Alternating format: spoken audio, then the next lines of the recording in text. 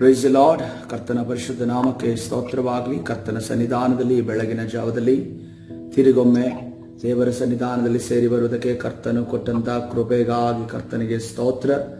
ಈ ಸಮಯದಲ್ಲಿ ಕರ್ತನ ಸನ್ನಿಧಾನದಲ್ಲಿ ನಾವು ತಡ ಮಾಡದೆ ದೇವರ ವಾಕ್ಯಕ್ಕೆ ಪ್ರವೇಶ ಮಾಡೋಣ. ದೇವರ ವಾಕ್ಯವನ್ನು ಇವತ್ತು ಕೇಳೋಣ. ಯಾಕಂತಂದ್ರೆ ಈ ವಿಚಾರವನ್ನ ಒಬ್ಬ ವಿಶ್ವಾಸಿ ಕಡೆ ಕಾಲದಲ್ಲಿ ಅರ್ಥ ಮಾಡಿಕೊಳ್ಳುವುದು ಬಹಳ ಪ್ರಾಮುಖ್ಯ ಅನ್ನೋದು ನಾವು ನೋಡ್ತಾ ಇದ್ದೇವೆ. ಈ ಸಮಯದಲ್ಲಿ ಕರ್ತನ ಸನ್ನಿಧಾನದಲ್ಲಿ ನಮ್ಮನ್ನು ನಾವು ಕರ್ತನ ಕರಗಳಿಗೆ ಸಮರ್ಪಿಸುತ್ತಾ ಈ ಕರ್ತನ ವಾಕ್ಯವನ್ನು ಅರ್ಥ ಮಾಡಿಕೊಳ್ಳುವುದಕ್ಕೆ. ಹಾಗೆ ಮೊನ್ನೆ ದಿವಸ ನಾನು ಬೆಳಗಿನ ವಾಕ್ಯದ ವಿಚಾರವಾಗಿ ಯಾವ ಬೋಧನೆಗಳ ಬಗ್ಗೆ ನೀವು ಕೇಳಿಸಿಕೊಂಡ್ರಿ ಅಂತ ಅನ್ಕೊಂಡು ಕೇಳಿದ್ರೆ, ಯಾವ ಬೋಧನೆ ಅಂತ ಅನ್ಕೊಂಡು ಅವ್ರು ನನ್ನ ಹತ್ರ ಕೇಳ್ತಾ ಇದ್ದಾರೆ. ಅದಕ್ಕೆ ನನಗೆ ಆಶ್ಚರ್ಯ ಆಯಿತು. ಏನು ಕೇಳ್ತಾ ಇದ್ದಾರೆ ಅವರು? ಎಲ್ಲಿರುತ್ತೆ ಮನಸ್ಸು? ದೇವರ ವಾಕ್ಯವನ್ನ ಕೇಳುವುದಕ್ಕೆ ತವಕ ಆಸೆ ಎಲ್ಲಿದೆ? ಅಥವಾ ಅಟ್ಲೀಸ್ಟ್ ದೇವರ ಸತ್ಯವೇದವನ್ನು ಓದೋದಿಲ್ಲ, ಅಟ್ಲೀಸ್ಟ್ ದೇವರ ವಾಕ್ಯವನ್ನ ಕೇಳುವುದಕ್ಕಾದರೂ ಮನಸ್ಸು ಕೊಡುವಂತೆ ಕರ್ತನ ಸನ್ನಿಧಿಯಲ್ಲಿ ಕೇಳಿಕೊಂಡು ದೇವರ ಸನ್ನಿಧಿಯಲ್ಲಿ ಕೂರುವವರಾಗೋಣ. ನಾವು ಯಾರ ಬೋಧನೆಗಳ ವಿಚಾರವಾಗಿ ನಾವು ತಿಳಿದುಕೊಂಡೆವು? ಯಾರ ಬೋಧನೆ ವಿಚಾರವಾಗಿ ತಿಳಿದುಕೊಂಡೆವು? ಮೊದಲನೇದಾಗಿ ಬಿಳಾಮನ ಬೋಧನೆ ಏನಾಗಿತ್ತು? ಆತನು ಮೊದಲನೇದಾಗಿ ವ್ಯಭಿಚಾರ ಮಾಡುವುದಕ್ಕೆ, ಅಕ್ರಮವಾಗಿ ದೇವರ ವಿರುದ್ಧವಾದ ಕಾರ್ಯವನ್ನು ಮಾಡುವುದಕ್ಕೆ, ದೇವರ ಆಜ್ಞೆಯನ್ನು ಮೀರುವುದಕ್ಕೆ ಕಲಿಸುವವನಾಗಿದ್ದಾನೆ ಮತ್ತು ಪ್ರೇರೇಪಿಸುವವನಾಗಿದ್ದಾನೆ. ಎರಡನೇದಾಗಿ ಅವನು ಏನು ಮಾಡ್ತಾನೆ? ವಿಗ್ರಹಕ್ಕೆ ಸಂಬಂಧಪಟ್ಟಂತಹ ವಸ್ತುಗಳನ್ನು ತಿನ್ನುವುದಕ್ಕೆ ಪ್ರೇರೇಪಿಸುವ ವ್ಯಕ್ತಿಯಾಗಿದ್ದನು. ಮೂರನೇದಾಗಿ ದ್ರವ್ಯಾಶವುಳ್ಳವನಾಗಿದ್ದಾನೆ, ಹಣದ ಆಸೆ. ಈ ಕಡೆಯ ಕಾಲದಲ್ಲಿ ಹಣಕ್ಕೋಸ್ಕರ ಶ್ರಮ ಪಡುವಂತ, ಹಣಕ್ಕೋಸ್ಕರ ಏನ್ ಬೇಕಾದ್ರೂ ಮಾಡ್ತೀನಿ ಅನ್ನುವ ರೀತಿಯಲ್ಲಿ ಇರುವಂತ ವ್ಯಕ್ತಿಗಳಿದ್ದಾರೆ. ಅದೇ ರೀತಿಯಲ್ಲಿ ನಿಕೋಲಾಯಿತರ ಬೋಧನೆಯನ್ನು ನೋಡುವಾಗ ಅವರು ವಿಗ್ರಹವನ್ನ ಆರಾಧನೆ ಮಾಡಬಹುದು ಅಂತ ಅನ್ಕೊಂಡು ಬೆಂಬಲವನ್ನು ಕೊಟ್ಟವರು. ಎರಡನೇದು ಅವರ ವಿಚಾರದಲ್ಲಿ ನೋಡುವಾಗ ಅನ್ಯ ಧರ್ಮಗಳ ಆಚಾರಗಳನ್ನ ತಮ್ಮ ಆಲಯದಲ್ಲಿ ಅಥವಾ ತಮ್ಮ ಜೀವಿತದಲ್ಲಿ ಮಾಡಬಹುದು, ಅಥವಾ ಅದಕ್ಕೆ ಬೆಂಬಲ ಇದೆ, ಅದಕ್ಕೆ ಪರ್ಮಿಷನ್ ಇದೆ ಅಂತ ಅನ್ಕೊಂಡು ಹೇಳಿ ಕೊಡುವಂತ ಕಾರ್ಯವನ್ನ ಮಾಡಿದಂತವರು ಅವರಾಗಿದ್ರು. ಈಗ ಇಂಥ ಬೋಧನೆಗಳು ನಮ್ಮ ಮುಂದೆ ಬಂದಾಗ ನಾವು ಯಾವ ರೀತಿ ಇವರಿಂದ ತಪ್ಪಿಸಿಕೊಳ್ಳೋದು? ಯಾವ ರೀತಿ ಇವರನ್ನ ಕಂಡುಹಿಡಿಯೋದು? ಯಾವ ರೀತಿಯಲ್ಲಿ ಇವರಿಂದ ನಾವು ತಪ್ಪಿಸಿಕೊಂಡು ನಮ್ಮ ಆತ್ಮವನ್ನ ಕಾಪಾಡಿಕೊಳ್ಳೋದು ಅನ್ನೋದನ್ನ. ಯಾಕಂದ್ರೆ ಕರ್ತನು ನಮಗೆ ಜೀವ ಮತ್ತು ಮರಣವನ್ನ ಎರಡೂ ಕೂಡ ನಮ್ಮ ಮುಂದೆ ಇಡ್ತಾನೆ. ಆತನು ಎಂದಿಗೂ ಕೂಡ ನಮ್ಮನ್ನ ಕಟ್ಟಿಹಾಕಿ ನೀನು ಜೀವವನ್ನ ತೆಗೋ, ನೀನು ಜೀವ ಕೊಡುವ ರೊಟ್ಟಿಯನ್ನು ತಗೋ ಅಂತ ಅನ್ಕೊಂಡು ಯಾವತ್ತೂ ಕೂಡ ಬಲಾತ್ಕಾರವನ್ನು ಮಾಡೋದಿಲ್ಲ. ಅದನ್ನು ನಮ್ಮ ಮುಂದೆ ಜೀವವನ್ನ ಮರಣವನ್ನ ಇಟ್ಟಿದ್ದಾನೆ. ನೀನು ಜೀವವನ್ನ ಹೊಂದುವುದಕ್ಕೋಸ್ಕರ ಏನನ್ನ ಆರಿಸ್ಕೋಬೇಕಂತೆ? ಜೀವವನ್ನು ಹೊಂದುವುದಕ್ಕೋಸ್ಕರ ಏನನ್ನ ಆರಿಸ್ಕೋಬೇಕು? ನಾವು ಜೀವವನ್ನೇ ಆರಿಸ್ಕೋಬೇಕು, ಸತ್ಯವನ್ನೇ ಆರಿಸ್ಕೋಬೇಕು ಅಂತ ಕರ್ತನ ವಾಕ್ಯ ಹೇಳ್ತೀವಿ. ಇವತ್ತಿನ ದಿವಸ ಯಾವ ರೀತಿಯಲ್ಲಿ ಸೈತಾನನು ಇಂಥ ರೀತಿಯ ಬೋಧನೆಗಳು, ಇಂಥ ರೀತಿಯ ಆಲೋಚನೆಗಳನ್ನು ನಮ್ಮ ಮುಂದೆ ತರ್ತಾನೆ. ಈಗ ಆಲೋಚನೆಗಳಿಂದ ನೋಡುವಾಗ ಒಬ್ಬ ವ್ಯಕ್ತಿಯೇ ಬಂದು ನಮಗೆ ಪ್ರವಾದನೆ ನುಡಿಬೇಕು ಅಂತಿಲ್ಲ. ನಾವು ಸತ್ಯವೇದವನ್ನು ಓದುವಾಗ ನೋಡ್ರಿ, ಕೆಲವರು ಸತ್ಯವೇದವರು ಓದುವ ರೀತಿ ಒಂದೊಂದು ರೀತಿ ಇದೆ. ಕೆಲವರು ಕೇವಲ ತಿಳುವಳಿಕೆಗೋಸ್ಕರ ಮಾತ್ರ ಸತ್ಯವೇದವನ್ನು ಓದ್ತಾರೆ. ಎರಡನೇದಾಗಿ ಕೆಲವರು ಭಯ ಇರುತ್ತೆ. ಇವತ್ತು ಸತ್ಯವೇದವನ್ನು ಓದದೆ ಹೋದ್ರೆ ಏನಾಗುತ್ತೋ ಏನೋ, ದಾರಿಯಲ್ಲಿ ಏನಾಗುತ್ತೋ ಏನೋ, ಆಫೀಸಲ್ಲಿ ಏನಾಗುತ್ತೋ ಏನೋ, ಅಥವಾ ನಮ್ಮ ಮಕ್ಕಳಿಗೆ, ತಂದೆ ತಾಯಿಗಳಿಗೆ ಏನಾಗುತ್ತೋ ಏನೋ, ಅದಕ್ಕೋಸ್ಕರ ಓದೋರಿದ್ದಾರೆ. ಒಂದು ರೀತಿಯ ತಾಯಿತದ ರೀತಿಯಲ್ಲಿ ಓದೋರಿದ್ದಾರೆ. ಅಂದ್ರೆ ಸತ್ಯವೇದದ ವಾಕ್ಯವನ್ನ ತಾಯಿತದ ರೀತಿಯಲ್ಲಿ ಕಟ್ಟಿಕೊಳ್ಳೋದು, ಏನೋ ಆಗದೇ ಇರಲಿ ಅಂತ ಅನ್ಕೊಂಡು ಆ ರೀತಿಯಲ್ಲಿ ಓದುವರಿದ್ದಾರೆ. ಮೂರನೇದಾಗಿ ನೋಡುವಾಗ ಸತ್ಯವೇದವನ್ನ ಕೇವಲ ನಾಲೆಜ್ ಪರ್ಪಸ್, ಅಂದ್ರೆ ಅದರಲ್ಲಿರುವ ಗೂಢಾರ್ಥಗಳನ್ನ ಮಾತ್ರ ತಿಳಿದುಕೊಳ್ಳೋದಕ್ಕೆ ಓದುದು. ನಾಲ್ಕನೇದಾಗಿ ನೋಡುವಾಗ ಸತ್ಯವೇದವನ್ನು ಓದ್ತಾರೆ, ಆದ್ರೆ ತನಗೆ ತೆಗೆದುಕೊಳ್ಳೋದಿಲ್ಲ, ಇನ್ನೊಬ್ಬರಿಗೆ ಹೇಳೋದಕ್ಕೆ ಮಾತ್ರವೇ ಓದ್ತಾರೆ. ಈ ವಾಕ್ಯ ಸಿಕ್ಕಿದ್ರೆ ಇವತ್ತು ಅವ್ರು ಬರ್ತಾರೆ, ಅವ್ರಿಗೆ ಬಂದ್ರೆ ಇದನ್ನು ನಾನು ಓಕೆ ಹೇಳಬೇಕು, ಅವರಿಗೆ ಅದು ಸರಿಯಾಗಿ ಅವರಿಗೆ ಅದು ಚಾಟಿ ಬೀಸಿದಂಗಾಗುತ್ತೆ, ಅವರಿಗೆ ಈ ವಾಕ್ಯವನ್ನು ಹೇಳಬೇಕು ಅನ್ನೋ ರೀತಿಯಲ್ಲಿ ಓದೋರಿದ್ದಾರೆ. ಅದೇ ರೀತಿಯಲ್ಲಿ ಇನ್ನೊಂದು ರೀತಿಯಲ್ಲಿ ಓದೋರಿದ್ದಾರೆ, ದೇವರ ಅದ್ಭುತಗಳು, ಒಳ್ಳೆಯ ವಿಚಾರಗಳನ್ನ ಮತ್ತು ಆಶೀರ್ವಾದಗಳು ಮಾತ್ರ ಓದೋದು. ಉಳಿದ ತನ್ನ ಆತ್ಮ ಬದಲಾವಣೆ ಆಗಿರಬಹುದು, ತನ್ನ ಸ್ವಭಾವ ಬದಲಾವಣೆ, ನಡವಳಿಕೆ ಬದಲಾವಣೆ ಬಗ್ಗೆ ಅವರು ಓದೋದಿಲ್ಲ, ಅಥವಾ ಕೇಳಿಸ್ಕೊಳ್ಳೋದಿಲ್ಲ, ಅವರಿಗೆ ಅದು ಇಷ್ಟ ಇಲ್ಲ. ಅದಕ್ಕೋಸ್ಕರವಾಗಿ ತಮಗೆ ಬೇಕಾದಂತ ತಮಗೆ ಮೆಚ್ಚುಗೆ ಆಗಿರುವಂತ ಸೇವಕರನ್ನು ಅವರು ಮಾಡ್ಕೊಂಡಿದ್ದಾರೆ. ಅವರ ಬೋಧನೆಯನ್ನು ಮಾತ್ರ ಕೇಳ್ತಾರೆ, ಅಂತ ಬೋಧನೆಯನ್ನು ಸರಿಯಾದ ಬೋಧನೆ ಮಾತ್ರ ಅಂದುಕೊಂಡಿದ್ದಾರೆ. ಆದರೆ ಇನ್ನೊಂದು ರೀತಿಯಲ್ಲಿ ಓದುವವರಿದ್ದಾರೆ, ಅದು ದೇವರು ಕೊಡುವಂತಹ ಮಾತು ಕಹಿ ಆಗ್ಲಿ ಸಿಹಿ ಆಗ್ಲಿ ಎಲ್ಲವನ್ನು ಕೂಡ ಒಂದೇ ರೀತಿ ತೆಗೆದುಕೊಂಡು ತಮ್ಮ ಜೀವಿತದಲ್ಲಿ ಬದಲಾವಣೆಯನ್ನ ಮಾಡಿಕೊಳ್ಳುವಂತ ಆ ದೇವರ ವಾಕ್ಯವನ್ನು ಓದುವವರಿದ್ದಾರೆ. ಆ ದೇವರ ವಾಕ್ಯ ಆ ರೀತಿಯಲ್ಲಿ ಯಾರು ಓದುತ್ತಾರೋ, ಅದನ್ನ ಪರಿಶೋಧಿಸಿ ಪರೀಕ್ಷಿಸಿ ಪರಿಶೀಲಿಸಿ ಯಾರು ಮಾಡುತ್ತಾರೋ. ಯಾಕೆಂದ್ರೆ ನೋಡ್ರಿ, ದಾನಿಯೇಲನ್ನು ನೋಡುವಾಗ ಯೆರೆಮೀಯನು ನುಡಿದಂತ ಪ್ರವಾದನೆಯ ಮಾತನ್ನ ಆತನು ಪರಿಶೋಧಿಸ್ತಾನೆ. ದೇವರ ಸನ್ನಿಧಿಯಲ್ಲಿ ಆ ವಾಕ್ಯದ ಅರ್ಥವನ್ನು ತಿಳಿದುಕೊಳ್ಳುವುದಕ್ಕೆ ಪ್ರಯತ್ನ ಪಡುತ್ತಾನೆ. ಈ ರೀತಿಯಲ್ಲಿ ಯಾರು ವಾಕ್ಯವನ್ನ ಓದುತ್ತಾರೋ, ವಾಕ್ಯವನ್ನು ಅರ್ಥ ಮಾಡಿಕೊಳ್ಳುತ್ತಾರೋ, ವಾಕ್ಯವನ್ನ ರಿಸೀವ್ ಮಾಡುತ್ತಾರೋ, ಇವರು ಮಾತ್ರವೇ ಕಡೆಯವರೆಗೆ ಉಳಿಯುವುದು. ನಾನು ನಂಬುತ್ತೇನೆ ನಮ್ಮ ಸಭೆಯ ಮಕ್ಕಳು ಆ ರೀತಿಯಲ್ಲೇ ಬೆಳೆದಿದ್ದಾರೆ ಅನ್ನೋದನ್ನ ನಾನು ನಂಬುತ್ತೇನೆ. ಹಲ್ಲೆಲೂಯಾ. ಕರ್ತನ ಪರಿಶುದ್ಧ ನಾಮಕ್ಕೆ ಸ್ತೋತ್ರವಾಗಲಿ. ಇವತ್ತಿನ ದಿವಸ ಬೇರೆ ರೀತಿಯಲ್ಲಿ ಸತ್ಯವೇದವನ್ನು ಓದುವವರು ಯಾವ ರೀತಿ ಓದ್ತಾರೆ ಅಂತ ಅನ್ಕೊಳ್ಳೋದು ನಮಗೆ ಬೇಡ. ನಾವು ದೇವರನ್ನ ಪ್ರೀತಿಸುವವರಾಗಿದ್ದೇವೆ, ಯೇಸು ಕ್ರಿಸ್ತನನ್ನ ಪ್ರೀತಿಸುವರು. ಯೇಸು ಕ್ರಿಸ್ತನ ಮಾತಿನಲ್ಲಿ ಬಲವಾದ ನಂಬಿಕೆ, ಬಲವಾದ ಒಂದು ನಿರೀಕ್ಷೆ, ಅದೇ ರೀತಿಯಲ್ಲಿ ಬಲವಾದ ಆತನ ರೀತಿಯಲ್ಲಿ ಮಾರ್ಪಡುವುದಕ್ಕೆ ನಾವು ಪ್ರಯತ್ನ ಪಡುವವರಾಗಿರಬೇಕು. ಹಲ್ಲೆಲೂಯಾ. ಕರ್ತನ ಪರಿಶುದ್ಧ ನಾಮಕ್ಕೆ ಸ್ತೋತ್ರವಾಗಲಿ. ಇವತ್ತಿನ ದಿವಸ ಸೈತಾನನು ಯಾವ ರೀತಿಯಲ್ಲಿ ಈ ವಿಶ್ವಾಸಿಗಳನ್ನ, ಈ ದೇವರನ್ನ ನಂಬಿದವನ್ನ ಪುಸಲಾಯಿಸ್ತಾನೆ, ಅಥವಾ ಯಾವ ರೀತಿಯಲ್ಲಿ ಆತನು ಸುಳಿಗೆ ಸಿಕ್ಕಾಕಿಸ್ತಾನೆ ಅನ್ನೋದನ್ನ ಆದಿಕಾಂಡ 27ನೇ ಅಧ್ಯಾಯ 18ನೇ ವಚನಕ್ಕೆ ಹೋಗೋಣ. ಆದಿಕಾಂಡ 27ನೇ ಅಧ್ಯಾಯ ಇಲ್ಲಿ ನಮ್ಗೆ ಸ್ಪಷ್ಟವಾಗಿ ಗೊತ್ತಾಗುತ್ತೆ. ಯಾಕಂತಂದ್ರೆ ನಮ್ಗೆ ಆಲ್ರೆಡಿ ಗೊತ್ತಿದೆ ಸೈತಾನನು ಯಾವ ರೀತಿಯಲ್ಲಿ ನಯವಾಗಿ ಮಾತಾಡ್ತಾನೆ, ಕಪಟವಾಗಿ ಮಾತಾಡ್ತಾನೆ. ಅದಕ್ಕೋಸ್ಕರವಾಗಿ ಹಾವಿನ ವೇಷದಲ್ಲಿ ಆತನು ಹಾವಿನ ಒಂದು ಒಳಗಡೆ ಆತನು ಪ್ರವೇಶಿಸಿ ಹಾವಿನ ರೂಪದಲ್ಲಿ ಬಂದು ಹವ್ವಳ ಜೊತೆ ಮಾತನಾಡೋದನ್ನು ನಾವು ಗಮನಿಸ್ತೇವೆ. ಯಾಕಂತಂದ್ರೆ ಹಾವು ಏನಂತಂದ್ರೆ ಯುಕ್ತಿ ಉಳ್ಳದ್ದಾಗುತ್ತಂತೆ. ಅದಕ್ಕೋಸ್ಕರವಾಗಿ ನಾವು ಹೆಚ್ಚು ಯುಕ್ತಿ ಅಥವಾ ಬುದ್ಧಿವಂತಿಕೆಯ ಮೇಲೆ ಡಿಪೆಂಡ್ ಆಗದೆ ನಾವು ದೇವರ ಮೇಲೆ ನಾವು ಅವಲಂಬಿತರಾಗಬೇಕಾಗಿದೆ. ಹಲ್ಲೆಲೂಯಾ. ಇವತ್ತಿನ ದಿವಸ ನೋಡ್ರಿ, ಆದಿಕಾಂಡ 27ನೇ ಅಧ್ಯಾಯದಲ್ಲಿ ಏನ್ ನಡೀತಾ ಇದೆ?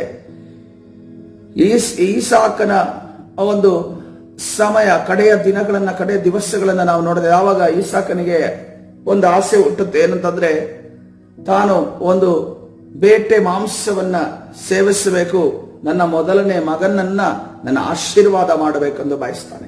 ಆತನ ಅದಕ್ಕೋಸ್ಕರವಾಗಿ ಏಸಾವನ ಮೊದಲನೇ ಮಗನನ್ನ ಕರೆದು ಏನ್ ಮಾಡ್ತಾನೆ, ನೀನೋಗಿ ಬೇಟೆಯಾಡಿದ ಒಳ್ಳೆಯ ಮಾಂಸವನ್ನ ತೆಗೆದುಕೊಂಡು ನನಗೆ ಅಡಿಗೆ ಮಾಡಿಕೊಡು, ತದನಂತರ ನಾನು ನನ್ನ ಆಶೀರ್ವಾದ, ನನಗೆ ದೇವರು ಸ್ವಾಸ್ಥ್ಯವಾಗಿ ಕೊಟ್ಟಂತ ತಂದೆಯ ಆಶೀರ್ವಾದ ಎನ್ನುವುದನ್ನ ನಾನು ನಿನಗೆ ಮಾಡಲು ಬಯಸ್ತೇನೆ ಎಂದು ಅನ್ಕೊಂಡು ಹೇಳಿ ಆತನು ಹೇಳಿದ ನಂತರ ಅಲ್ಲಿ ಇನ್ನೊಂದು ಕಾರ್ಯ ನಡೆಯುತ್ತೆ. ಈ ರೆಬೆಕ್ಕಳಿಗೆ ನೋಡಿ, ಈಸಾಕನಿಗೆ ಮುಂದೆ ನಡೆದ ಫ್ಯೂಚರ್ ಏನಂತ ಅನ್ಕೊಂಡು ಆ ಒಂದು ಪ್ರಕಟಣೆ ಇರಲಿಲ್ಲ. ಆದ್ರೆ ರೆಬೆಕ್ಕಳಿಗೆ ಪ್ರಕಟಣೆ ಇತ್ತು. ಏನಂತಂದ್ರೆ ಚಿಕ್ಕವನು ದೊಡ್ಡವನು ಚಿಕ್ಕವನಿಗೆ ಸೇವೆ ಮಾಡ್ತಾನೆ ಅಂತ ಅನ್ಕೊಂಡು ಆ ಒಂದು ಪ್ರವಾದನೆ ವಾಕ್ಯ, ಆ ಪ್ರಕಟಣೆ ಇತ್ತು. ಆದ್ರೆ ಇಲ್ಲಿ ಸಮಸ್ಯೆ ಎಲ್ಲ ಆಯ್ತು ಅಂತಂದ್ರೆ, ಅದನ್ನ ನೆರವೇರುವುದಕ್ಕೆ ದೇವರ ಕಡೆ ಆ ತಾಯಿಯ ಗರ್ಭದಲ್ಲಿ ಆ ರೀತಿಯಲ್ಲಿ ಜಗಳವಾಡುತ್ತಿದ್ದಂತ, ಆ ರೀತಿ ಕಾದಾಡುತ್ತಿದ್ದಂತ ಸಂದರ್ಭದಲ್ಲಿ ಈ ರೆಬೆಕ್ಕಳು ಹೋಗಿ ದೇವರ ಬಳಿ ವಿಚಾರಿಸಿದ್ಲು. ಆದ್ರೆ ಈ ಸಮಯ ಬಂದಾಗ ಕರ್ತನೆ ನೀನು ಹೇಳದಲ್ಲ, ದೊಡ್ಡವನು ಚಿಕ್ಕವನಿಗೆ ಸೇವೆ ಮಾಡ್ತಾನೆ, ಈಗ ತಂದೆ ಆಶೀರ್ವಾದ ಮಾಡುವಂತ ಸಮಯ ಬಂದಿದೆ, ಈಗ ನೀನು ಏನ್ ಮಾಡ್ತೀಯ ಅಂತ ಅನ್ಕೊಂಡು ಆಕೆ ವಿಚಾರಿಸ್ಲಿಕ್ಕೆ ಹೋಗ್ಲಿಲ್ಲ. ರೆಬೆಕ್ಕಳು ಏನ್ ಮಾಡ್ತಾಳೆ, ನೇರವಾಗಿ ಏನ್ ಮಾಡ್ತಾಳೆ, ಆಕೆ ಯಾಕೋಬನಿಗೆ ಏನ್ ಹೇಳ್ಕೊಡ್ತಾಳೆ ಅಂತಂದ್ರೆ, ನೀನು ಹೋಗಿ ಏನ್ ಮಾಡಬೇಕು, ನೀನು ನಿನ್ನ ತಂದೆ ಆಶೀರ್ವಾದವನ್ನು ಪಡೆದುಕೊಳ್ಳಬೇಕು. ಅದು ಸತ್ಯ ಮಾರ್ಗದಿಂದಾಗಲಿ ಸುಳ್ಳಾದ ಮಾರ್ಗದಿಂದಾಗಲಿ ನೀನು ಪಡೆದುಕೊಳ್ಳಬೇಕಂತ ಅನ್ಕೊಂಡು ಎಲ್ಲಾ ವಿಚಾರವನ್ನ ತನ್ನ ಮಗನಿಗೆ ಹೇಳ್ಕೊಟ್ಟು, ನಾನು ಅಡಿಗೆಯನ್ನು ಮಾಡಿಕೊಡ್ತೇನೆ, ನೀನು ಏಸಾವನ ರೀತಿಯಲ್ಲಿ ಹೋಗಿ ನಿನ್ನ ತಂದೆಯ ಬಳಿಗೆ ಹೋಗಿ ನಿನ್ನ ಆಶೀರ್ವಾದವನ್ನು ಪಡ್ಕೋಬೇಕು. ಇಲ್ಲಿ ಬೆನಿಫಿಟ್ ಆಗಿದೆ ಏನಂತಂದ್ರೆ, ಅಲ್ಲಿ ಆಶೀರ್ವಾದ ಪಡೆಯುವುದಕ್ಕೆ ಮಾರ್ಗವಾಗಿದೆ ಏನಂತಂದ್ರೆ, ಈಸಾಕನಿಗೆ ದೃಷ್ಟಿ ಕಾಣ್ತಾ ಇಲ್ಲ. ಹಲ್ಲೆಲೂಯಾ. ಕರ್ತನ ಪರಿಶುದ್ಧ ನಾಮಕ್ಕೆ ಸ್ತೋತ್ರವಾಗಿ. ನಾವು ಮೋಶೆಯನ್ನ ನೋಡ್ತಾ ಇದ್ದೇವೆ. ಮೋಶೆ 170 ವರ್ಷದವನಾದರೂ ಕೂಡ ಆತನ ಕಣ್ಣಿನ ಕಳೆ ಗುಂದಲಿಲ್ಲ ಎಂದು ನಾವು ನೋಡ್ತಾ ಇದ್ದೇವೆ. ಆದ್ರೆ ಈಸಾಕನ ಕಣ್ಣು ದೃಷ್ಟಿ ಕಳೆದುಕೊಂಡಿದ್ದನು. ಈಗ ಈಸಾಕನ ಮುಂದೆ ಯಾರು ಬಂದು ಕೂತ್ರೆ ಈಸಾಕನಿಗೆ ಗೊತ್ತಾಗ್ತಾ ಇಲ್ಲ. ಯಾರು ಬಂದು ಕೂತರು, ಯಾರು ಬಂದು ಮಾತನಾಡಿದ ನಂತರ, ಸ್ವಲ್ಪ ಸ್ವರ ಕೇಳಿದ ನಂತರ ಅಥವಾ ಅವರ ಒಂದು ಚಲನವಲನಗಳನ್ನ ಕೇಳಿಸಿಕೊಂಡ ನಂತರ ಈಸಾಕನಿಗೆ ಗೊತ್ತಾಗ್ತಿದೆ, ಓ ಈ ವ್ಯಕ್ತಿನೇ ಬಂದು ಕೂತಿರೋದು ಅಂತ ಪರಿಸ್ಥಿತಿಯಲ್ಲಿ ವೃದ್ಧನಾಗಿ ಈಸಾಕನಿದ್ದಾನೆ. ಆದ್ರೆ ಮೋಶೆಯ ಒಂದು ಕಾಲವನ್ನು ನೋಡುವಾಗ ಆತನ ಜೀವಂತ ಇರುವ ತನಕ ಆತನ ಮುಂದೆ ಯಾರೇ ವ್ಯಕ್ತಿ ಬರಲಿ ಅವರ ಒಳ ವಿಷಯಗಳನ್ನ ಹೊರ ವಿಷಯಗಳನ್ನ ತಿಳಿದುಕೊಳ್ಳುವಂತ ಸಾಮರ್ಥ್ಯ, ಅಭಿಷೇಕ, ಆ ಒಂದು ಕರ್ತನ ಕೃಪೆ ಆತನ ಮೇಲಿತ್ತೆಂದು ನಾವು ನೋಡ್ತೇವೆ. ಹಲ್ಲೆಲೂಯಾ. ನಾವು ಕೂಡ ಕಡೆಯ ಉಸಿರಿನವರೆಗೂ ನಾವು ದೇವರ ಈ ರೀತಿಯ ಅಭಿಷೇಕವನ್ನು ಹೊಂದಿದವರಾಗಿರಬೇಕು. ಹಲ್ಲೆಲೂಯಾ. ಕರ್ತನ ಪರಿಶುದ್ಧ ನಾಮಕ್ಕೆ ಸ್ತೋತ್ರವಾಗಲಿ.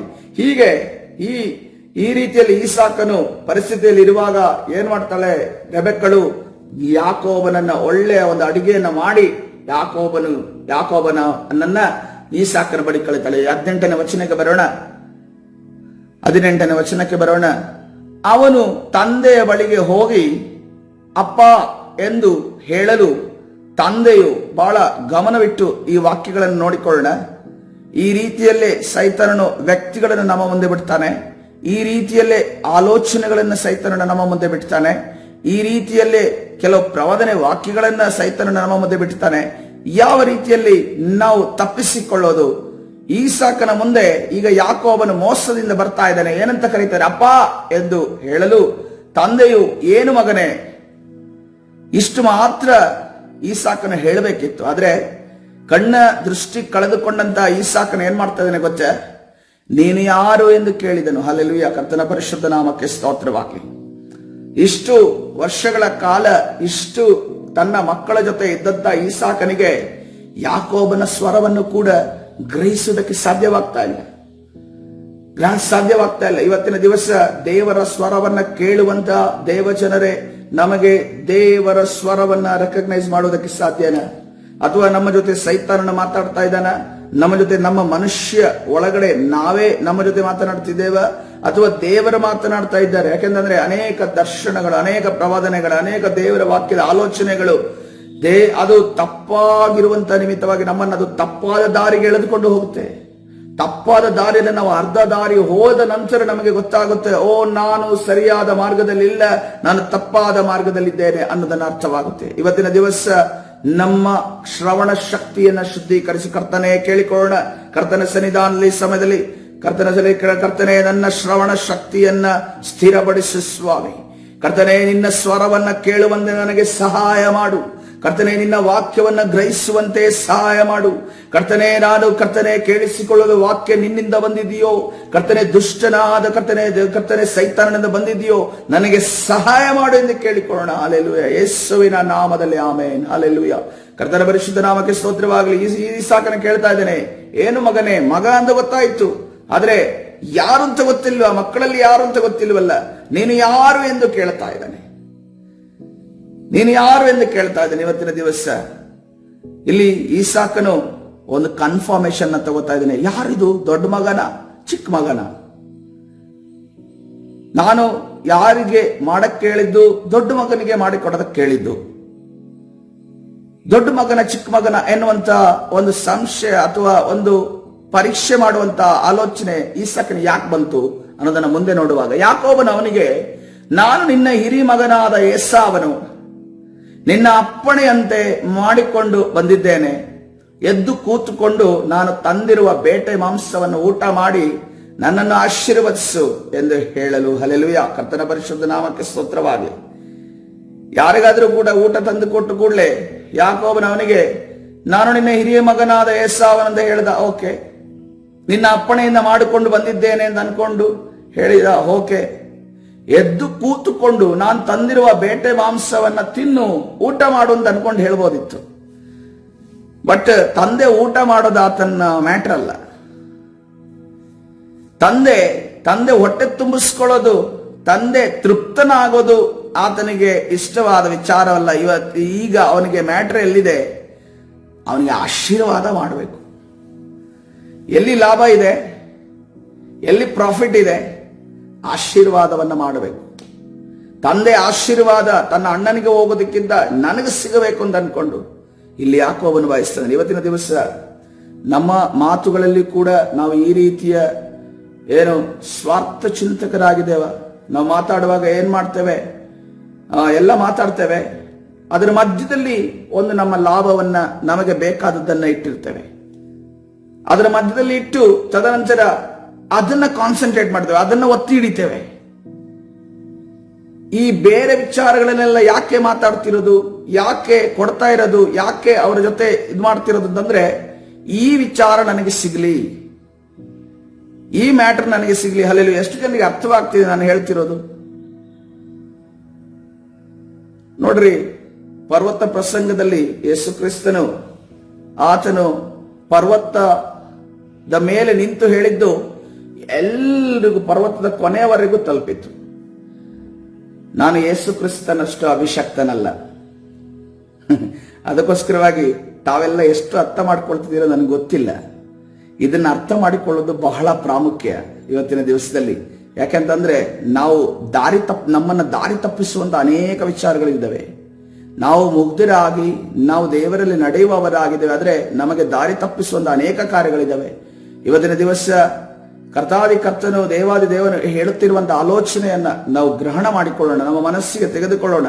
ಯಾರು ಕೂಡ ನಿದ್ದೆ ಮೂಡಲ್ಲಿ ಈ ವಾಕ್ಯವನ್ನ ಕೇಳಿಸಿಕೊಳ್ಳಬೇಡ್ರಿ, ತಮ್ಮ ಸ್ವಸ್ಥ ಮನಸ್ಸಿಂದ ಕೇಳಿಕೊಳ್ಳ್ರಿ. ಏನಂತ ಹೇಳ್ತಾ ಇದೆ ಇಲ್ಲಿ ಯಾಕೋಬನಿಗೆ ತಂದೆ ಊಟ ಮಾಡಿ ತೃಪ್ತನಾಗೋದು ಆತನಿಗೆ ಇಷ್ಟ ಇಲ್ಲ, ಆತನಿಗೆ ಅದು ದೊಡ್ಡ ವಿಚಾರ ಅಲ್ಲ. ತಂದೆ ಇಲ್ಲಿ ಆಶೀರ್ವಾದ ಮಾಡೋದು ಪ್ರಾಮುಖ್ಯ.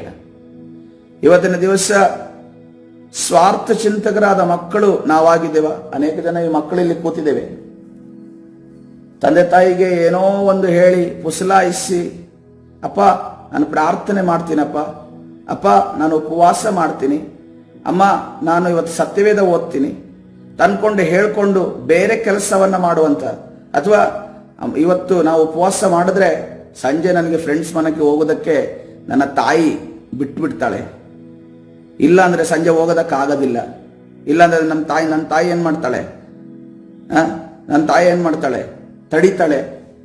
ನಿನ್ಗೆ ಪ್ರಾರ್ಥನೆಗೆ ಕೂರೋದಕ್ಕಾಗೋದಿಲ್ಲ, ಉಪವಾಸ ಮಾಡೋದಕ್ಕಾಗೋದಿಲ್ಲ, ನೀ ದೇವರ ವಾಕ್ಯ ಕೇಳೋದಕ್ಕಾಗೋದಿಲ್ಲ, ನಿನಗೆ ಫ್ರೆಂಡ್ಸ್ ಮನೆಗೆ ಹೋಗ್ಬೇಕಾ ನೀನು ಅನ್ನೋದು ಅನ್ಕೊಂಡು ಹೇಳ್ತಾಳೆ ಅಂತ ಅನ್ಕೊಂಡು ಮಕ್ಕಳು ಏನ್ ಮಾಡ್ತೇವೆ. ಈಗಿನ ಮಕ್ಕಳು ಬಹಳ ಬುದ್ಧಿವಂತರು ಮಕ್ಕಳು,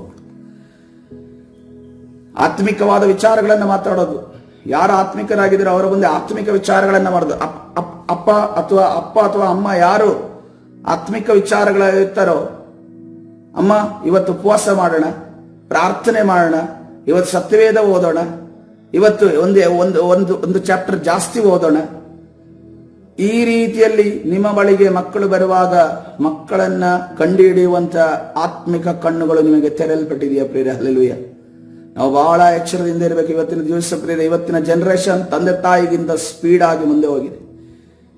ಪ್ರಾಬ್ಲಮ್ ಏನಂದ್ರೆ, ನಾನು ಯಾವಾಗಲೂ ಹೇಳ್ತೇನೆ, ಮಕ್ಕಳು ಸ್ಪೀಡ್ ಆಗಿ ಹೋಗ್ತಿರೋದೇನು ಸಮಸ್ಯೆ ಇಲ್ಲ, ಆದ್ರೆ ತಂದೆ ತಾಯಿ ಸ್ಪೀಡ್ ಆಗೋದನ್ನ ನಿಲ್ಲಿಸ್ಬಿಟ್ಟಿದ್ದಾರೆ. ನಾವು ಅಪ್ಡೇಟ್ ಆಗೋದಾದ್ರೆ, ನಾವು ಅವರ ಸ್ಪೀಡ್ಗೆ ನಾವು ಮ್ಯಾಚ್ ಮಾಡಿ ಅವರಿಂದ ಮುಂದೆ ಹೋಗೋದಾದ್ರೆ, ಎಲ್ಲ ವಿಚಾರದಲ್ಲಿ ಅವರಿಗೆ ಬುದ್ಧಿ ಹೇಳುವ ರೀತಿಯಲ್ಲಿ ನಾವು ಇರೋದಾದ್ರೆ, ಅವರೆಂದಿಗೂ ಕೂಡ ನಮ್ಮನ್ನು ಮೋಸಪಡಿಸುವುದಕ್ಕೆ ಸಾಧ್ಯವಿಲ್ಲ. ಇಲ್ಲಿ ನೋಡಿ ಎಂತ ಕಾರ್ಯವನ್ನ ಮಗ ಅಪ್ಪನಿಗೆ ಮಾಡ್ತಾ ಇದ್ದಾನೆ. ಈ ರೀತಿಯ ಮಕ್ಕಳು ಕಡೆ ಕಾಲದಲ್ಲಿದ್ದಾರೆ. ಈ ರೀತಿಯ ಮಕ್ಕಳು ಕಡೆ ಕಾಲದಲ್ಲಿದ್ದಾರೆ. ಯಾಕೆ ನಾವು ಅವರನ್ನ ದ್ವೇಷಿಸುವುದಕ್ಕೆ, ಅವ್ರನ್ನ ಕೆಟ್ಟವರು ಅಂತ ನೋಡೋದಕ್ಕೆ ನಾನು ನಿಮ್ಗೆ ತಂದೆ ತಾಯಿಗಳಿಗೆ ಹೇಳ್ತಾ ಇಲ್ಲ. ಆದ್ರೆ ನಾವು ಮಕ್ಕಳನ್ನ ಪರೀಕ್ಷಿಸಬೇಕು. ನಾವು ಮಕ್ಕಳನ್ನ ಯಾಕೆ ಹೀಗೆ ಅಂತ ಅನ್ಕೊಂಡು ಪ್ರಶ್ನೆ ಮಾಡಬೇಕು. ಅವರು ಹೇಳುವಂತ ಮಾತುಗಳು ಇದು ಒಂದೇ ಒಂದು ಅರ್ಥದಿಂದ ಬರ್ತಾ ಇದೆಯಾ, ಅಥವಾ ಇದರಲ್ಲಿ ಬೇರೆ ಅರ್ಥ ಇದೆಯಾ, ಅಥವಾ ಇದ್ರ ಹಿಂದೆ ಬೇರೆ ಏನಾದ್ರೂ ಅವ್ರ ಸ್ವಂತ ಆಲೋಚನೆ ಇದೆಯಾ ಅನ್ನೋದನ್ನ ನಾವು ಕಂಡು ಹಿಡಿಯುವಂತ ತಂದೆ ತಾಯಿಗಳಾಗಿರ್ಬೇಕು ಇವತ್ತಿನ ದಿನಮಾನದಲ್ಲಿ. ಹಲ್ಲೆಲೂಯಾ. 20ನೇ ವಚನಕ್ಕೆ ಹೋಗೋಣ. ಏನು ಮಗನೇ ಇಷ್ಟು ಬೇಗ ಹೇಗೆ ಸಿಕ್ಕಿತು ಎಂದು ಕೇಳಿದ್ದಕ್ಕೆ ಅವನು, ನೋಡ್ರಿ, ಈಸಾಕನಿಗೆ ಬೇಟೆ ಮಾಡಲಿಲ್ಲ ಅಂತಂದ್ರೂ ಬೇಟೆಯನ್ನು ಹಿಡಿದು ಅವನು ತಂದಿಲ್ಲ, ಬಿಲ್ಲು ಬಾಣ ವರ್ಷ ಅವನಿಗೆ ಬರಲಿಲ್ಲ ಅಂತಂದ್ರೂ ಅವನಿಗೆ ಏನ್ ಗೊತ್ತಿದೆ, ಎಷ್ಟು ಟೈಮಿಗೆ ಬೇಟೆ ಹೊಡಿಬಹುದು, ಎಷ್ಟು ಟೈಮಿಗೆ ಬೇಟೆ ಬರುತ್ತೆ, ಎಷ್ಟು ದೂರ ಅದನ್ನು ಹೋಗಬೇಕು, ಆ ಬಿಲ್ಲು ಸವಾರಿ ಮಾಡುವಾಗ ಒಂದೇ ಏಟಿಗೆ ಅದು ಬೀಳುತ್ತಾ, ಅಥವಾ ತದನಂತರ ಅದನ್ನು ಒತ್ಕೊಂಡು ತರುವುದಕ್ಕೆ ಸಮಯ ಎಷ್ಟು ಬೇಕು, ಅದನ್ನ ತೊಳೆಯುವುದಕ್ಕೆ ಎಷ್ಟು ಸಮಯ ಬೇಕು, ಅದನ್ನ ಮಾಡೋದಕ್ಕೆ ಎಷ್ಟು ಸಮಯ ಬೇಕು, ಅದು ತನ್ನ ತಟ್ಟೆಗೆ ಬರಬೇಕಾದ್ರೆ ಅದಕ್ಕಿಂತ ಮುಂಚೆ ಎಷ್ಟು ಸಮಯ ಬೇಕು ಅಂತ ಅನ್ಕೊಂಡು ಯಾರಿಗೆ ಗೊತ್ತಿದೆ? ಈಸಾಕನಿಗೆ ಗೊತ್ತಿದೆ ಪ್ರಿಯರೇ. ಹಲ್ಲೆಲೂಯಾ. ಇವತ್ತಿನ ದಿವಸ ಎಂಥ ಬುದ್ಧಿವಂತ ತಂದೆಯಾಗಿ ನಾವಿದ್ದೇವೆ. ಇಂಥ ಬುದ್ಧಿವಂತ ತಾಯಿಯಾಗಿ ನಾವಿದ್ದೇವ. ಕರ್ತನ ಸನ್ನಿಧಿಯಲ್ಲಿ ಕೇಳಿಕೊಳ್ಳೋಣ, ಕರ್ತನೆ ಈ ಜ್ಞಾನವನ್ನು ನನಗೆ ಅನುಗ್ರಹಿಸಿ ಎಂದು ಕೇಳಿಕೊಳ್ಳೋಣ. ಹಲ್ಲೆಲೂಯಾ. ನೋಡ್ರಿ, ಇಲ್ಲಿ ನಾವು ಗಮನಿಸಬೇಕಾದ ವಿಚಾರ, ಇಷ್ಟು ಬೇಗ ಹೇಗೆ ಸಿಕ್ಕಿತು? ಇವತ್ತಿನ ದಿವಸ ನಾವು ಗಮನಿಸಬೇಕಾದ ವಿಚಾರ ಏನಂತಂದ್ರೆ, ಕೆಲವು ಪ್ರವಾದನೆ ವಾಕ್ಯಗಳು, ಕೆಲವು ಉತ್ತೇಜನ ಪಡಿಸುವಂತಹ ವಾಕ್ಯಗಳು. ಈಗ ಕೆಲವು ನಿದರ್ಶನಗಳನ್ನು ನಿಮ್ಮ ಮುಂದೆ ಇಡ್ತೇನೆ, ನಿಮಗೆ ಗೊತ್ತಾಗುತ್ತೆ. ಆವಾಗ ಆ ಒಂದು ಮಾತುಗಳನ್ನು ಯಾವ ರೀತಿ ತಗೊಳ್ಳೋದು. ಒಬ್ರು ಏನಾಯಿತು, ಒಬ್ಬರು ದೇವರ ವಾಕ್ಯವನ್ನ ಕೇಳಿಸ್ಕೊಂಡ ನಂತರ ರಕ್ಷಣೆ ಹೊಂದಿದ್ರು. ಆ ರಕ್ಷಣೆಗೆ ತಂದಂತ ಒಬ್ಬ ವಿಶ್ವಾಸಿ ಇದ್ರು. ಅವರು ಇನ್ನೊಬ್ಬರನ್ನ ಕರ್ಕೊಬಂದ ನಂತರ ಅವ್ರು ಹಿಂಗೆ ಮಾತಾಡಿದ ನಂತರ, ಓಕೆ, ನೀನು ಚೆನ್ನಾಗಿ ದೇವರ ವಾಕ್ಯದಲ್ಲಿ ನಡೆದು, ಇವರು ಹೇಳ್ತಾರೆ, ಸೇವಕರು ಹೇಳ್ತಾರೆ, ಆ ವ್ಯಕ್ತಿಗೆ, ಮೂರನೇ ವ್ಯಕ್ತಿಗೆ ಹೇಳ್ತಾರೆ, ನೀನು ಚೆನ್ನಾಗಿ ದೇವರ ವಾಕ್ಯ ನಡೆ. ಆದ್ರೆ ಕೊನೆಗೊಂದು ಮಾತು ಹೇಳ್ತಾರೆ, ನೀನು ಒಂದು ವೇಳೆ ನೀನು ಮೊದಲೇ ರಕ್ಷಣೆ ಹೊಂದಿದ್ರೆ ನೀನು ದೇವರ ಸೇವಕನಾಗ್ತಾ ಇದೀಯ ಅಂತ. ಒಳ್ಳೇದೇ, ದೇವರ ಸೇವಕನಾಗೋದು ಒಳ್ಳೇದೇ, ಕೆಟ್ಟದ್ದೇನಲ್ಲ. ಆದ್ರೆ ಇನ್ನೂ ಕೂಡ ಆ ಅಂಬೆಗಾಲಿಡುವಂತ ಆ ಮಗುವಿಗೆ, ಏನು ತಿಳಿಯದಂತ ಮಗುವಿಗೆ ಏನ್ ಹೇಳ್ತಾ ಇದ್ದಾರೆ ಇವರು? ಸೇವಕನಾಗ್ತೀಯ ಅಂತ ಅನ್ಕೊಂಡು ಹುರಿದುಂಬಿಸೋದಲ್ಲ, ಈ ಮರ ಹತ್ಸೋದು ಅಂತ ಹೇಳ್ತಾರೆ ನೋಡಿ. ಈ ಮರ ಹತ್ತಿಸಿದ ನಂತರ ಪಾಪ ಹತ್ಸ್ಬಿಡ್ತಾರೆ, ಇಳಿಯಕ್ಕಾಗಲ್ಲ ವ್ಯಕ್ತಿಗೆ. ಯಾಕಂದ್ರೆ ಇಳಿಯಕ್ ಬರಲ್ವಲ್ಲ, ಕೆಳಗಡೆ ಏನು ಕಾಣೋದಿಲ್ಲ, ಕೊಂಬೆ ಕಾಣೋದಿಲ್ಲ, ಡೈರೆಕ್ಟ್ ಆಗಿ ನೆಲ ಕಾಣ್ತಾ ಇದೆ. ನಾನೀಗ ಇಳಿದ್ರೆ ನಾನು ಬಿದ್ದೇ ಬೀಳ್ತೀನಿ ಅಂತ ಅನ್ಕೊಂಡು ಅವನೇನ್ ಮಾಡ್ತಾನೆ, ಕೆಳಗಡೆ ನೋಡೋದಿಲ್ಲ, ಅವನ ಮೇಲೆ ಹತ್ತಾ ಹೋಗ್ತಾನೆ. ಬಟ್ ಒಂದು ಮೂಮೆಂಟ್ಗೆ ಅವನು ಹತ್ತದ ನಂತರ ಅವನಿಗೆ ಅನ್ಸುತ್ತೆ, ಈಗ ನಾನು ಕೆಳಗಡೆ ಇಳಿಬೇಕಲ್ಲ, ಮನೆಗೆ ಹೋಗ್ಬೇಕಲ್ಲ, ಊಟ ಮಾಡ್ಬೇಕಲ್ಲ ಅಂತ ಅನ್ಸುತ್ತೆ. ಹೋಗುತ್ತೆ, ಎಲ್ಲಿ ಇಳಿಯಕ್ಕಾಗುತ್ತೆ ಹತ್ತದ ಮೇಲೆ. ಅದಕ್ಕೋಸ್ಕರವಾಗಿ ಬಹಳ ಎಚ್ಚರದಿಂದ ಇರಬೇಕು. ನಮಗೆ ಉತ್ತೇಜನ ಪಡಿಸುವಂತ ಮಾತುಗಳು, ಇದಕ್ಕೆ ನಾನು ಯೋಗ್ಯನಾಗಿದ್ದೇನಾ ಅಂತ ಅನ್ಕೊಂಡು ತಿಳ್ಕೊಳ್ಳಿ. ಈ ಉತ್ತೇಜನ ಪಡುವಂತ ಮಾತುಗಳಾಗು. ಎರಡನೇದಾಗಿ ಕೆಲವು ಪ್ರವಾದನೆ ಮಾತುಗಳಿದಾವೆ. ನಾವು ಒಬ್ಬರು ಸೇವಕರ ಒಂದು ಚರ್ಚ್ ಓಪನಿಂಗ್ ನಾವು ಓದಂದು ಇದನ್ನ ವಿಷಯಗಳನ್ನು ನಿಮಗೆ ಹೇಳಿದ್ದೀನಿ. ಈ ಒಂದು ಮ್ಯಾಟ್ರ್ ಇವತ್ತು ಬಂದಿರೋದ್ರಿಂದ ಅದನ್ನು ನೆನಪಿಸೋದಕ್ಕೆ ನಾನು ಬಯಸ್ತೇನೆ. ಆ ಓದಂತ ಸಂದರ್ಭದಲ್ಲಿ ಆರಾಧನೆ ನಡೀತಿದೆ. ಇನ್ನೂ ಒಂದು ಕುಟುಂಬ, 2 ಕುಟುಂಬ ಅವರ ಸಭೆಯ ವಿಶ್ವಾಸಿಗಳಾಗಿ ಬಂದಿದ್ದಾರೆ. ಉಳಿದವರೆಲ್ಲ ಅವರ ಒಂದು ವೆಲ್ ವಿಶರ್ಸ್, ಒಳ್ಳೆ ಅವರಿಗೆ ಆಶೀರ್ವಾದ ಆಗ್ಲಿ, ಅವರ ಬೆಂಬಲಕ್ಕೆ ನಿಲ್ಲೋಣ ಅಂತ ಅನ್ಕೊಂಡು ಬಂದವರಿದ್ದಾರೆ. ಬಂದಿದ್ದಾರೆ. ಆವಾಗ ಅವರೊಂದು ಪ್ರವಾದಿಯನ್ನ ಕರೆಸುತ್ತಾರೆ. ಆ ಪ್ರವಾದಿ ಬರ್ತಾರೆ. ಬಂದಂದ್ರೆ ಆರಾಧನೆ ಎಲ್ಲ ಮುಗಿಯುತ್ತೆ, ಏನಿಲ್ಲ, ಪ್ರವಾದನೆ ವಾಕ್ಯ ಸ್ಟಾರ್ಟ್ ಆದಗಳು, ವಾಕ್ಯನೇ ಇಲ್ಲ, ಡೈರೆಕ್ಟ್ ಆಗಿ ಪ್ರವಾದನೆ ಹೇಳೋದಕ್ಕೆ ಪ್ರಾರಂಭಿಸಿದ್ರು. ಏನಂತ ಹೇಳಿದ್ರು, ನಾನು ಇಲ್ಲೊಂದು ದೊಡ್ಡ ಬಿಲ್ಡಿಂಗ್ ನ ಕಾಣ್ತಾ ಇದ್ದೀನಿ. ಆ ಬಿಲ್ಡಿಂಗ್ ಅಲ್ಲಿ 3 ಸ್ಟೇರ್ಸ್ ಇರುತ್ತೆ. ಆ 3 ಸ್ಟೇರ್ ಅಲ್ಲಿ ನಿಮ್ಮ ಸೇವೆ ಅಲ್ಲಿರುತ್ತೆ. ಆದ ನಂತರ ದೊಡ್ಡ ಲ್ಯಾಂಡ್ ಅನ್ನ ಕಾಣ್ತಾ ಇದ್ದೇನೆ. ಆ ಲ್ಯಾಂಡ್ ನಿಮಗೆ 6 ತಿಂಗಳಲ್ಲಿ ಸಿಗುತ್ತೆ. ಆ 6 ತಿಂಗಳಲ್ಲಿ ನಿಮಗೆ ದೊಡ್ಡ ಸಭೆ ಆಗುತ್ತೆ. ಆದ ನಂತರ ಅಷ್ಟು ಮಾತ್ರ ಅಲ್ಲ, ಆ ಸಭೆ ನಾನು ತುಂಬಿರೋದನ್ನ ನೋಡ್ತಾ ಇದ್ದೇನೆ. ಈ ರೀತಿಯ ಪ್ರವಾದನೆಗಳನ್ನ ಹೇಳಿದ್ರು. ಈ ಪ್ರವಾದನೆಗಳನ್ನ ಕೇಳಿದಾಗ ಆ ವ್ಯಕ್ತಿ ಪಾಪ ಎಷ್ಟು, ಆತನ ಮುಖ ನಾವು ನೋಡ್ತಾ ಇದ್ವಿ, ಎಷ್ಟು ಪೂರ್ಣವಾಗಿ ನಂಬ್ತಾ ಇದ್ದಾನೆ. ನನ್ನನ್ನ ದೇವರು ಇನ್ನು 6 ತಿಂಗಳಲ್ಲಿ ನನ್ನ ಸೇವೆ ನೆನೆಸಿದ ರೀತಿಯಲ್ಲಿ, ಇಲ್ಲೆಲ್ಲ ಕೂತಿದಾರಲ್ಲ ಸೀನಿಯರ್ ಪಾಸ್ಟರ್ಸ್, ಆ ಸೀನಿಯರ್ ಪಾಸ್ಟರ್ಸ್ಗಿಂತ ಉನ್ನತವಾಗಿ ದೇವರು ನನ್ನನ್ನು ಆಶೀರ್ವಾದ ಮಾಡ್ತಾನೆ. ಇವರಲ್ಲಿ ನಾನು ಈಗ ಬಂದಿದ್ರು ಕೂಡ ದೇವರು ನನ್ನನ್ನ ಎಕ್ಸ್ಟ್ರಾರ್ಡಿನರಿ ಆಗಿ ಆಶೀರ್ವಾದ ಮಾಡ್ತಾನೆ ಅಂತ ಅನ್ಕೊಂಡು ಪಾಪ ಅವರ ಮುಖ ಎಲ್ಲ ಸಾಕ್ಷಿ ಹೇಳ್ತಾ ಇದ್ದಾರೆ. ಅವರು ನೆಗಾಡ್ತಾ ಇದ್ದಾರೆ, ನಮ್ಗೆ ಪ್ರೈಸ್ ದಿ ಲಾರ್ಡ್ ಅಂತ ಅನ್ಕೊಂಡು ಕಣ್ಣೀರಿಡ್ತಾ ಇದ್ದಾರೆ. ಈ ರೀತಿ ಎಲ್ಲ ಮಾಡ್ತಾ ಇದ್ದಾರೆ. ನಮಗೂ ಅನ್ಸ್ತು, ಪಾಪ ಏನು ಈ ರೀತಿಯ ಒಂದು ಪ್ರಾಫೆಸಿ ಬಂತಲ್ಲ, ಇದನ್ನ ನಂಬೋದೋ ಬೇಡೋ ಅಂತ ಅನ್ಕೊಂಡು ಆ ಸಮಯದಲ್ಲಿ ಸುಮ್ಮನಾದ್ವಿ. ಆದರೆ ಸ್ವಲ್ಪ ದಿನಗಳಾದ ನಮ್ಗೆ ವಿಷಯ ತಿಳಿತೇನಂತಂದ್ರೆ, ಅವರು ತೆಗೆದುಕೊಂಡಂತ ಹಾಲ್, ಅದು ದೊಡ್ಡ ಹಾಲ್, ಅದು ಮಾಲ್ ರೀತಿಯಲ್ಲಿ ಮೋರ್ ಇದು ಸೂಪರ್ ಮಾರ್ಕೆಟ್ ಅನ್ನು ಮಾಡುವಂತ ಆ ರೀತಿಯಲ್ಲಿದ್ದಂತ ಹಾಲ್ ಆಗಿದೆ. ತುಂಬಾ ಫರ್ನಿಶ್ಡ್ ಆಗಿರುವಂತ ಹಾಲ್. ದೇವರಿಗೆ ಸ್ತೋತ್ರ, ಆ ರೀತಿಯಲ್ಲಿ ಸೇವೆ ಮಾಡ್ಲಿ. ಆದ್ರೆ ಪ್ರಾರಂಭ ನೋಡುವಾಗ ಇಷ್ಟು ದೊಡ್ಡದಾಗಿ ಮಾಡಿದಾರಲ್ಲ, ಇದನ್ನೆಲ್ಲ ಹೆಂಗ್ ಮ್ಯಾನೇಜ್ ಮಾಡ್ತಾರೆ ಅಂತ ಅನ್ಸ್ತು. ಅದರ ತಿಂಗಳಿಗೆ 20,000 ಅದಕ್ಕೆ ಬಾಡಿಗೆಯನ್ನ ಕಟ್ಟಬೇಕಾಗಿತ್ತು. ಕೊನೆಗೆ ಆ ಬಾಡಿಗೆಯನ್ನು ಕಟ್ಟಕ್ಕಾಗದೆ, ವಿಶ್ವಾಸಿಗಳು ಇಲ್ಲದೆ ತಮ್ಮ ಮನೆಯಲ್ಲೇ ಅವರು ಸೇವೆಯನ್ನ ನಡೆಸುವಂತ ಪರಿಸ್ಥಿತಿ ಬಂತು. ಹಾಗಾದ್ರೆ ಎಲ್ಲೋಯ್ತು ಆ 1 ಎಕರೆ ಜಾಗ? ಎಲ್ಲೋಯ್ತು ಆ 3 ಸ್ಟೇರ್ ಬಿಲ್ಡಿಂಗ್? ಎಲ್ಲೋಯ್ತು ದೊಡ್ಡ ಆ ಒಂದು ಆಲಯವನ್ನು ತುಂಬಿಸುವಂತ ವಿಶ್ವಾಸಿಗಳು? ಆ ಪ್ರವಾದನೆ ಮಾತುಗಳು ಎಲ್ಲೋಯ್ತು? ಅದನ್ನೇ ಈ ಸಾಕನಲ್ಲಿ ಹೇಳ್ತಾ ಇರೋದು. ಏನು ಮಗನೇ, ಇಷ್ಟು ಬೇಗ ಹೇಗೆ ಸಿಕ್ಕಿತ್ತು? ಇವತ್ತಿನ ದಿವಸ ನನ್ನ ಪರಿಸ್ಥಿತಿ ನಾನು ಈ ರೀತಿ ಇದ್ದೀನಿ, ನನಗೆ ವಾಕ್ಯ ಜ್ಞಾನ ಇಷ್ಟಿದೆ, ನಾನು ಆತ್ಮಿಕತೆಯಲ್ಲಿ ಇಷ್ಟಿದ್ದೀನಿ, ನಾನು ದೇವರ ವಾಕ್ಯವನ್ನ ಬೋಧಿಸಿರೋದ್ರಲ್ಲಿ ಇಷ್ಟಿದ್ದೀನಿ, ನನಗೆ ಏಕೆ ಸಡನ್ ಆಗಿ ಈ ರೀತಿಯಲ್ಲಿ ನೋಡಿ, ದೇವರ ಕಾರ್ಯ ಮಾಡೋದಕ್ಕೆ ಶಕ್ತನಲ್ಲ ಅಂತ ನಾನು ಹೇಳ್ತಾ ಇಲ್ಲ. ಆದರೆ ನಮಗೆ ಬರುವಂತ ದೈವೋಕ್ತಿ ಅದು ದೇವರಿಂದ ಬಂದಿದ್ದೋ ದೇವರಿಂದ ಅಲ್ಲದ್ದೋ ಅನ್ನೋದನ್ನ ನಾವು ಅರ್ಥ ಮಾಡಿಕೊಳ್ಬೇಕಾಗಿದೆ. ನೋಡಿ, ದಾವಿದನು ಒಂದನ್ನು ಅರ್ಥ ಮಾಡಿಕೊಂಡ, ಹೌದು ನನಗೆ ಆ ಸಮುವೇಲನ ಬಂದು ಅಭಿಷೇಕ ಮಾಡಿದ, ಅಭಿಷೇಕ ಮಾಡಿದ ಕೂಡಲೇ ನನ್ನನ್ನು ಬಂದು ಸಿಂಹಾಸನದಲ್ಲಿ ಕೂರು ಅಂತ ಅನ್ಕೊಂಡು ಸಮುವೇಲ ಹೇಳಿಲ್ವಲ್ಲ, ಅಥವಾ ದೇವರು ಹೇಳಿಲ್ವಲ್ಲ, ಅದನ್ನು ಎಲ್ಲಿರ್ಬೇಕಾಯ್ತು? ಅರಣ್ಯದ ಪ್ರದೇಶದಲ್ಲಿ ಜೀವಿಸಬೇಕಾಯ್ತು ಸೌಲನ ಇರುವ ತನಕ. ಆದರೆ ಸೌಲನ ವಿರುದ್ಧವಾಗಿ ಸೌಲನ ಸಿಂಹಾಸನವನ್ನು ಕಿತ್ತುಕೊಳ್ಳುವುದಕ್ಕೆ ಯಾವುದೇ ಕಾರಣಕ್ಕೂ ಆತನ ಪ್ರಯತ್ನ ಪಟ್ಟಿಲ್ಲ. ನೀವು ಸತ್ಯವೇದದಲ್ಲಿ ಸಂಪೂರ್ಣವಾಗಿ ಓದಿದ್ರೆ ಪ್ರಯತ್ನ ಪಟ್ಟಿಲ್ಲ. ಅದಕ್ಕೋಸ್ಕರವಾಗಿ ನಾವು ಬಹಳ ಎಚ್ಚರದಿಂದ ಇರೋಣ. ನಾವು ಇಷ್ಟು ಬೇಗ ಹೇಗೆ ಸಿಕ್ಕಿತು ಅನ್ನೋದಂತ ಈಸಾಕನ ಮಾತು, ಇಷ್ಟು ಬೇಗವಾಗಿ ನೋಡ್ರಿ, ಬೇಗವಾಗಿ ದೇವರು ಯಾರನ್ನ ಅಂದ್ರೆ ಮೇಲೆತ್ತದಕ್ಕೆ ಹೋಗೋದಿಲ್ಲ, ಸ್ಟೆಪ್ ಬೈ ಸ್ಟೆಪ್ ಆಗಿ ದೇವರ ಮೇಲೆತ್ತಾರೆ. ಯಾಕೆಂತಂದ್ರೆ ದೇವರಿಗೆ ಏನ್ ಬೇಕು? ಆತನು ತನ್ನ ಜೊತೆಯಿಂದ ಆತ ವ್ಯಕ್ತಿಯ ಅನುಭವ ಮತ್ತು ಅದೇ ರೀತಿಯಲ್ಲಿ ಕಷ್ಟ ನಷ್ಟಗಳು, ಎಲ್ಲ ಬೇನೆಗಳು, ಎಲ್ಲ ಆ ಒಂದು ಬಂದಂತ ದಾರಿಯನ್ನ ನೆನೆಸಿ ಒಬ್ಬ ವ್ಯಕ್ತಿ ಸ್ತೋತ್ರ ಮಾಡಬೇಕು ಅನ್ನೋದನ್ನ ಕರ್ತನ ಬಯಸುವವನಾಗಿದ್ದಾನೆ. ಕರ್ತನ ಸನ್ನಿಧಾನದಲ್ಲಿ ಈ ಸಮಯದಲ್ಲಿ ನಮ್ಮನ್ನು ನಾವು ಕರ್ತನ ಕರಗಳಿಗೆ ಸಮರ್ಪಿಸೋಣ ಪ್ರೇರೆ. ನೋಡ್ರಿ, ಟ್ರೈನಿಂಗ್ ಟೈಮು 1 ವರ್ಷ ಇರೋದು, 1 ತಿಂಗಳು ಇರ್ಬೋದು, ಆದರೆ ನಮ್ಮ ಪರಿಪಕ್ವತೆಯ ಮೇಲೆ ಡಿಪೆಂಡ್ ಆಗಿರುತ್ತೆ.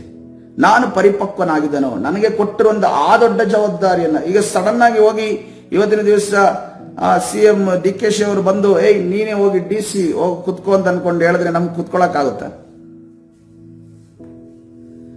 ನೀನೇನ್ ಟೆನ್ಷನ್ ಮಾಡ್ಕೊಡಬೇಡಪ್ಪ, ನಾನು ಜನರನ್ನ ಅಧಿಕಾರಿಗಳನ್ನ ಜೊತೆಯಾಗಿರ್ತೀನಿ, ನೀನ್ ಏನೇ ಇದ್ರು ಹಿಂದೆ ತಿರುಗಿ ಹಿಂಗಂದ್ರೆ ಸಾಕು, ಅವರು ಎಲ್ಲ ಹೇಳ್ಕೊಡ್ತಾರೆ, ಆ ರೀತಿಯಲ್ಲಿ ನಿಂಗೆ ನಾನು ಎಲ್ಲ ವ್ಯವಸ್ಥೆ ಮಾಡ್ತೀನಿ, ನೀನು ಕುತ್ಕೋ ಅಂತ ಅನ್ಕೊಂಡು ಹೇಳಿದ್ರೆ ನಾವು ಕುತ್ಕೋತೇವ ಪ್ರೇರಿ? ಆ ಸೀಟಲ್ಲಿ ಕುತ್ಕೊಳ್ಳೋದಕ್ಕೆ ನಮಗೆ ಯೋಗ್ಯತೆ ಇದೆಯಾ?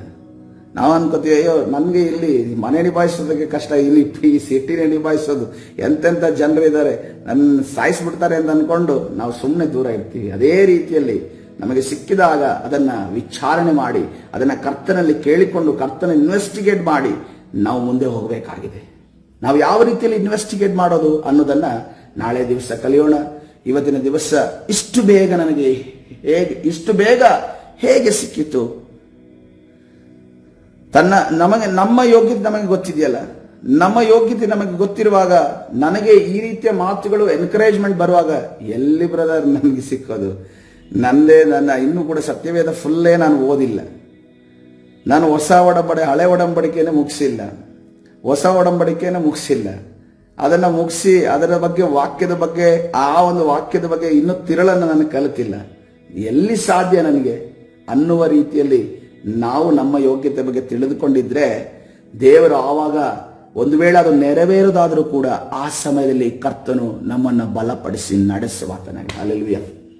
ನಿಮ್ಮನ್ನ ಡಿಸ್ಕರೇಜ್ ಮಾಡೋದಕ್ಕೆ ನಾನು ಹೇಳ್ತಾ ಇಲ್ಲ, ನೀವು ಎಂದಿಗೂ ಕೂಡ ಆ ರೀತಿಯಲ್ಲಿ ಆಶೀರ್ವದಿಸಲ್ಪಡಬಾರದು ಅಂತ ಹೇಳ್ತಾ ಇಲ್ಲ. ಆದರೆ ನಾವು ನಮಗೆ ಬರುವಂತ ದೈವೋಕ್ತಿಯನ್ನ ನಾವು ಕಂಡುಹಿಡಿಯಬೇಕಾಗಿದೆ. ನಾವು ವೇಗವಾಗಿ ಪ್ರಾರ್ಥನೆ ಮಾಡಿ ಮುಗಿಸ್ಕೊಳ್ಳೋಣ. ಯಾಕಂತಂದ್ರೆ ಪ್ರಾರ್ಥನೆ ಮಾಡಿಕೊಳ್ಳೋಣ. ಪರಿಶುದ್ಧನಾದ ದೇವರೇ, ನಿನ್ನ ನಾಮಕ್ಕೆ ಸ್ತೋತ್ರವಾಗಲಿ. ನಿನ್ನ ಸನ್ನಿಧಿಯಲ್ಲಿ ಕರ್ತನೆ ಈ ಬೆಳಗಿನ ಜಾವದಲ್ಲಿ ಕರ್ತನೆ ಸೇರಿ ಬರುವುದಕ್ಕೆ ಕರ್ತನೆ ಕೊಟ್ಟಂತ ಕೃಪೆಗಾಗಿ ಸ್ತೋತ್ರ. ಹೌದು ಸ್ವಾಮಿ, ನಮಗೆ ಬರುವಂತ ಪ್ರವಾದನೆಗಳು, ದೈವೋಕ್ತಿಗಳು, ನಮಗೆ ಬರುವ ಉತ್ತೇಜನ ಮಾತುಗಳು ಕರ್ತನೆ ಅದು ನಮ್ಮ ಯೋಗ್ಯತೆಗೆ ಮೀರಿದ್ದೋ, ಯೋಗ್ಯತೆಗೆ ಸಮವಾದದ್ದೋ, ಯೋಗ್ಯತೆಗೆ ಕರ್ತನೆ ರಾಜ ನಮಗೆ ಸಿಕ್ಕಿದ್ದೋ ಅನ್ನೋದನ್ನ ಪರಿಶೀಲಿಸುವಾಗ ನಮಗೆ ಸಹಾಯ ಮಾಡು ಕರ್ತನೆ ರಾಜ. ಯಾವುದೇ ಕಾರಣಕ್ಕೂ ಸೈತಾನನ ನಮ್ಮನ್ನ ಕರ್ತನೆ ಬೇರೆ ರೀತಿಯಲ್ಲಿ ಹೊರದಂಬಿಸಿ ನಾವು ತಪ್ಪಾದ ಮಾರ್ಗದ ಹಿಡಿಯುವಂತೆ ಸೈತಾನನ ನಮ್ಮನ್ನ ಕರ್ತನೆ ನಡೆಸಿದ ಹಾಗೆ ಅಥವಾ ಕರ್ತನೆ ಮನುಷ್ಯ ಜ್ಞಾನ ನಡೆಸಿದ ಹಾಗೆ ಕಾಪಾಡು. ವಿರೋಧವಾಗಿ ಕಾರ್ಯ ಮಾಡು ಎಲ್ಲ ಸೈತಾನ ಕಾರ್ಯಗಳು ಲಯವಾಗಲಿ ಯೇಸುವಿನ ನಾಮದಲ್ಲಿ.